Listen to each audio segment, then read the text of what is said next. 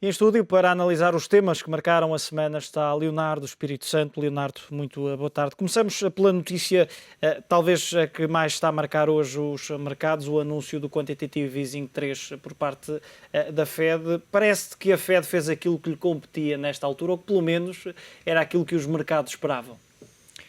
Boa tarde. O Fed, de facto, fez até mais do que os mercados aguardavam. As expectativas já eram elevadas, mas mesmo assim a Reserva Federal conseguiu ir mais além do que essas expectativas. Quando o Fed se compromete não só a manter as taxas muito baixas, para além de 2014, que era o prazo já estabelecido, até meados de 2015 agora, mas sobretudo quando diz que pode comprar mais do que aquilo que já está a prometer agora, que são aqueles 40 mil milhões de dólares em MBS, o Fed e deixa isso muito claro, diz que pode comprar mais, ou só deixará mesmo de comprar, no fundo, quando o desemprego descer de uma forma substancial. É uma linguagem bastante forte, se bem que não é explícito, mas permite perceber que o Fed está a tomar uma atitude bastante agressiva e que e pode mesmo tolerar uma subida da inflação e que vai no fundo, subordinar o objetivo de manter a inflação relativamente baixa a um objetivo de crescimento. É uma segurança que os investidores têm em perceber que o Fed está basicamente do seu lado e muito predisposto a continuar a atuar por um período de tempo quão alargado seja necessário. A questão da inflação nos Estados Unidos pode tornar-se uma preocupação mais séria. Os dados mostram que registrou a maior subida em 3 anos, ainda assim ficou em linha com aquilo que era esperado, mas no futuro mais próximo, a médio prazo, podemos assistir a uma subida para dados mais preocupantes se estas medidas, tal como é previsto, se mantiverem todos estes estímulos. É verdade, os indicadores mais avançados, como o ouro, por exemplo, têm também subido nas últimas semanas, reflexo desse aumento das expectativas de inflação. Mas, no fundo, a inflação não tem subido, porque a procura continua bastante deprimida. Isso faz com que a inflação se mantenha em níveis que são ainda perfeitamente razoáveis, mas como eu disse, ficou claro que o Fed vai permitir que a inflação vai ter pelo menos tolerância que a inflação possa subir claramente acima dos 2%, que é o seu objetivo, mas sem que daí advenha, acho que sem que aí advenha grande mal. Isto é, também não há nenhuma expectativa de uma inflação que fuja fora do controle. E havia no Fed alguns membros que estariam ainda bastante preocupados com essa situação, e a decisão de ontem, que teve apenas um membro do Fed a votar contra, deixa transparecer que houve um consenso bastante alargado, até porque esse membro que votou contra tem votado sempre contra, portanto não é surpreendente, não é novidade, mas os outros membros terão concordado. E, portanto, a tese do Ben Bernanke terá vingado no Fed,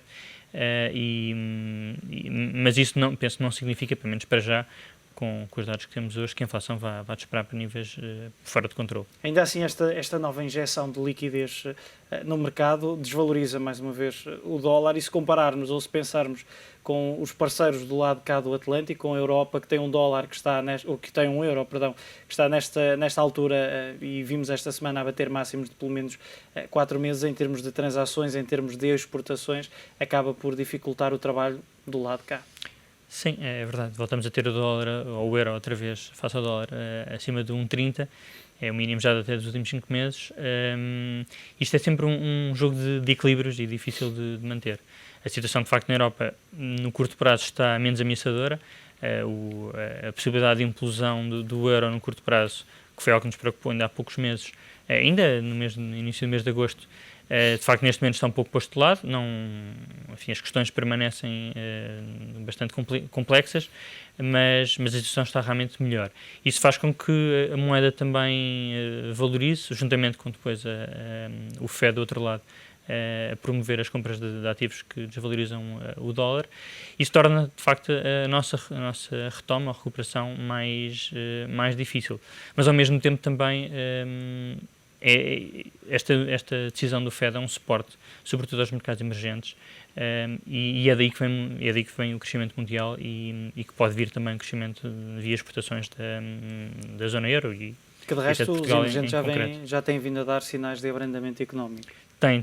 E os sinais eram e são ainda preocupantes, sobretudo na China, que é o maior contribuidor para o crescimento, e claramente o abrandamento que se notou nos últimos meses foi superior àquele que estava programado nos planos das autoridades chinesas, e enfim, isto não é nenhuma garantia face a isso, é óbvio, mas na margem é favorável a todas as economias emergentes. Leonardo, outro dos temas que marcou pelo menos a primeira metade da semana seria a decisão do Tribunal Constitucional Alemão, acabou por ser favorável à criação do Mecanismo Europeu de Estabilidade. Foi um passo importante para controlar, pelo menos agora, esta crise de dívida europeia?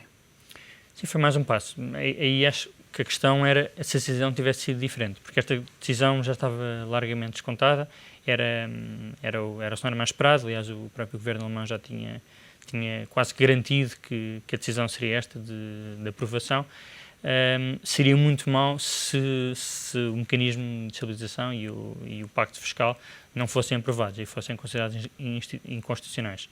Isso, de facto, seria dramático na situação em que estamos.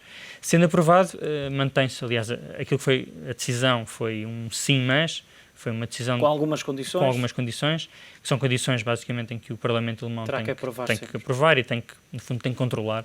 Acho que a mensagem a reter é essa: o Parlamento alemão tem que continuar a ter alguma mão sobre todo este processo, mas isso não é propriamente nada de novo e, portanto, acho que não garante nada propriamente aqui para a frente, mas não foi um passo atrás que se podia, e um passo muito largo para trás que se podia ter dado e não se deu. Vamos ter dentro, em breve, tanto o BCE no secundário como, eventualmente, o Mecanismo Europeu de Estabilidade no primário a comprar em dívida, por exemplo, de Espanha. Pois a expectativa é essa e isso tem fomentado espíritos bastante positivos para os mercados nas últimas semanas, mas novamente isto é um jogo de equilíbrios que é difícil de manter. Temos assistido aqui a uma sucessão de desmentidos. Ainda hoje saiu uma notícia no jornal holandês que dava conta que tanto o FMI como o BCE estariam a negociar um plano de 300 mil milhões, entretanto que Christine Lagarde desmentiu. Luís de Guindos também não tem aberto muito o jogo, fala sempre em medidas que estão a ser implementadas, objetivos que têm que ser atingidos, mas a verdade é que rejeitou, e este pode ser um ponto interessante, disse que se Espanha eventualmente pedir ajuda externa não vai aceitar mais exigências. Pois isso é um ponto difícil, até porque se está o FMI envolvido, tendencialmente a condicionalidade é mais gravosa e será mais difícil, portanto, de aceitar pela Espanha. Estará a olhar para Portugal, Espanha, nesta altura? Sim, como nós também olhamos para a Grécia, vemos um pouco ao espelho aquilo que poderá acontecer no futuro. E em Espanha há uma grande preocupação relativamente a novas austeridade que possa advir desse acordo. Agora, o governo espanhol, de facto, está numa situação difícil, tem custos políticos sempre bastante elevados a incitar uma ajuda externa, mas aparentemente não tem outra solução. Mas ao mesmo tempo, com as expectativas de mercado de que vai aceder, as yields do mercado baixaram substancialmente, não só para o governo, como especialmente até para o setor empresarial, e isso faz com que a pressão seja muito menor para o governo espanhol pedir formalmente ajuda. E, portanto, com estas condições e com taxas, especialmente no curto prazo, tão baixas, a Espanha não tem nenhuma necessidade imediata de pedir ajuda.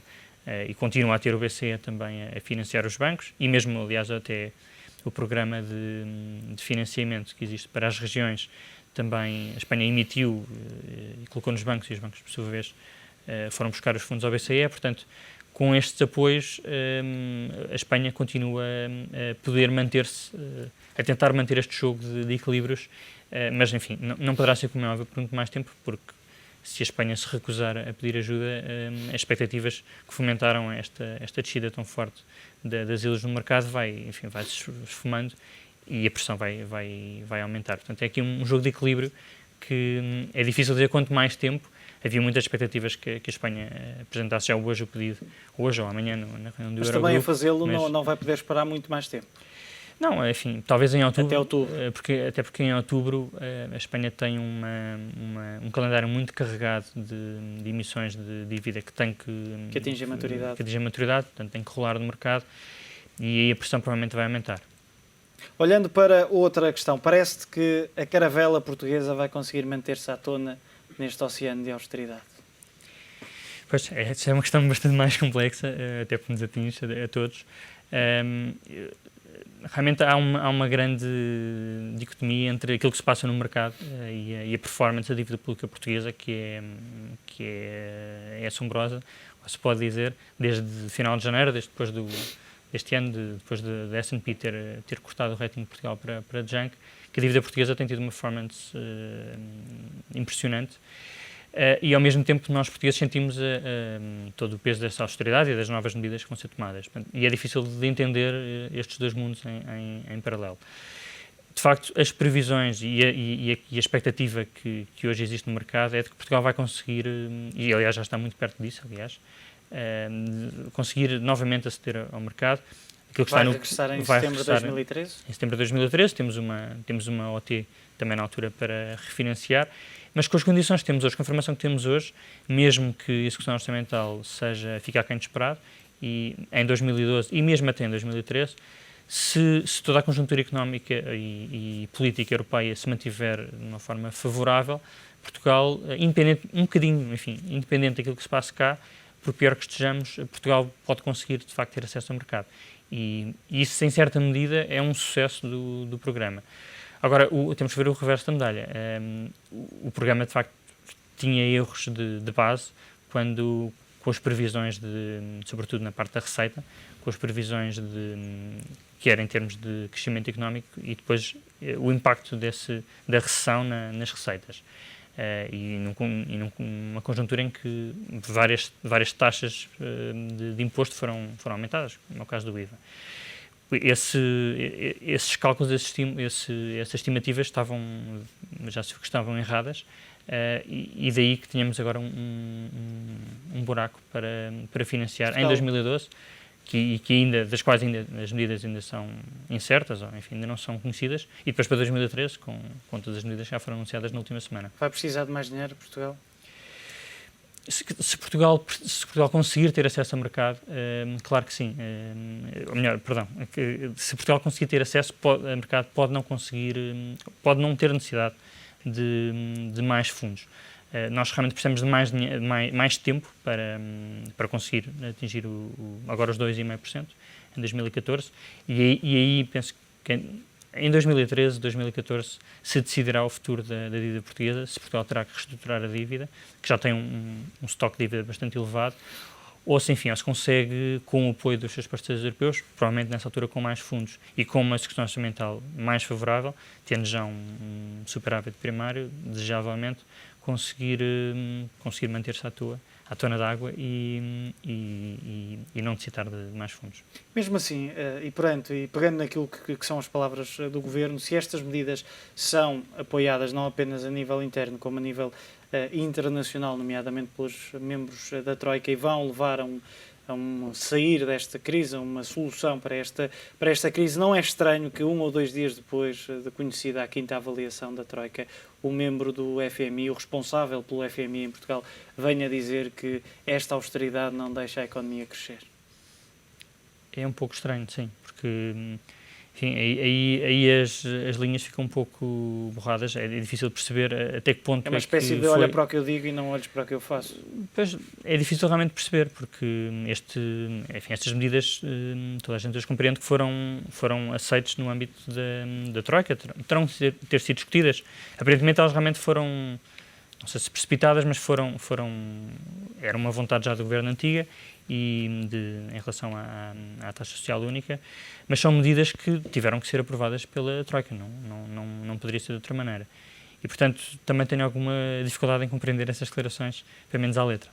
Parece-te, e esta é a última questão, que se Portugal eventualmente negociasse, tivemos aqui uma flexibilização ligeira, eu diria, de 1 ano para cumprirmos com o déficit, mas se tivesse uma flexibilização maior e até mais dinheiro, parece que de alguma forma poderia inverter o sentimento dos mercados em relação a este bom aluno que é Portugal, ou que tem sido Portugal. Mas esse sentimento neste momento é positivo, era aquilo que eu dizia há pouco, de facto, é um pouco difícil. Mas se houvesse um pedido de flexibilização mais significativo, eventualmente com mais dinheiro e mais tempo, parece que poderia haver uma inversão nesse sentimento. Para pior? Para pior. Eu julgo que não, porque Portugal acaba por sempre, isto até pode parecer um pouco injusto, mas Portugal acaba por sempre por estar muito pouco nos radares das notícias específicas de Portugal, nos radares dos investidores europeus. E a imagem que se tem, às vezes, pode não ser preciso muito para mudar essa imagem, e neste momento, de facto, a imagem que os investidores internacionais têm de Portugal é novamente positiva, de bom aluno. e dar mais tempo a Portugal e mais flexibilização, eu penso que no contexto atual seria visto como um prémio e um reflexo natural desse bom comportamento. Portanto, acho que não, neste momento o nosso destino até pode estar mais dependente de toda a conjuntura europeia do que da nossa situação interna, mas é óbvio que se a coesão política do governo se desfizer, por exemplo, é claro que tudo isto seria posto em causa. Leonardo, muito obrigado pela tua análise. Foi a análise de Leonardo Espírito Santo, analista do Banif Investment Banking, uma análise da semana que ficou marcada, como vimos, pela decisão da Fed, também pelas novas medidas de austeridade em Portugal, o Tribunal Constitucional Alemão e já hoje as decisões do Eurogrupo.